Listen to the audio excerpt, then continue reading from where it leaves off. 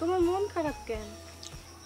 আরে আর বইলো না, কয়েকটা পাগলের পাল্লায় পড়ছি, এমন ঝামেলা শুরু করছে আমার ব্যবসা বাণিজ্য সবকিছু লাটে উঠবে। কার কথা বলতেছো? আরে ওই ফাজিল মেয়েটার কথা। কোন মেয়েটা?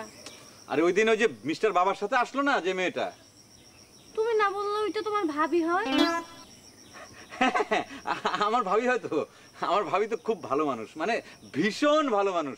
এইরকম ভালো মানুষ এখন পাওয়া যায় না। আশ্চর্য, এই না বললা ফাজিল মেয়ে, এখন আবার বলতেছো ভালো মেয়ে। কি তোমার সমস্যা কি? সে তো অভিমান করে, ভাবির সাথে না আমার অনেক অভিমান, মানে ভাবি অনেক ভালো। ওরে বাবা, ভাবির সাথে মান অভিমানও চলে নাকি? কি করব বলো, একটাই মাত্র ভাবি তো, আমি কিছুই বলতে পারি না ভাবিকে।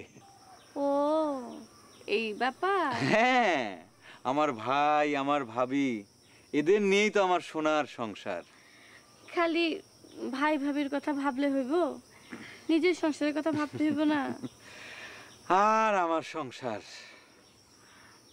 শুনো, আমার ভাই তোমারে দেখা করতে বলছে। তোমার ভাই মানে?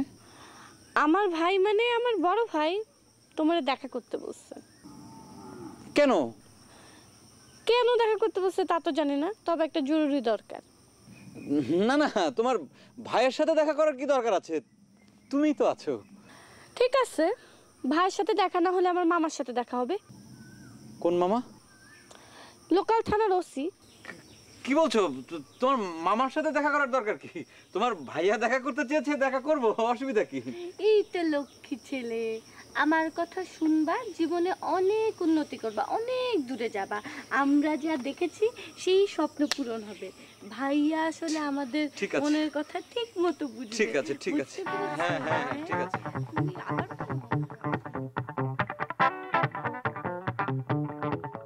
আমি সাবির বড় ভাই, আমার নাম ডাবলু। লোকে বলে আমি নেতা ডাবলু। আসসালামু আলাইকুম ভাই। ওয়ালাইকুম আসসালাম। এইবার বলো, সাবির সাথে তোমার কিসের সম্পর্ক? খুবই ভালো সম্পর্ক, ভীষণই ভালো সম্পর্ক। সম্পর্কটা ভালো সেটা আমি জানি, কিন্তু সম্পর্কটা কি সেটা আমি জানতে চাই। আমি সাবির একজন শুভাকাঙ্ক্ষী। শুভাকাঙ্ক্ষী? জি, শুভাকাঙ্ক্ষী। আমি সব সময় সাবির শুভকামনা করি, মানে ও যেন সুখে থাকে, শান্তিতে থাকে। প্রতিদিন প্রতি মুহূর্তে আমি ওর জন্য শুভকামনা করি। আরে সেটা তো ভালো কথা, মানুষ মানুষের জন্য শুভকামনা করবে, সেটাই তো স্বাভাবিক। কিন্তু আমাকে ডাকছো কেন? জি বলতেছি আমাকে ডাকছো কেন? কি জন্য কথা আছে আমার সঙ্গে? জি মানে, আরে মানে মানে করতেছো কেন? যা বলার বাপের বেটার মতো বলে ফেলো। ভাইজান আমি তো আপনাকে মানে। আরে লজ্জা পাইতেছো কেন? লজ্জা পাইলে কি চলবে?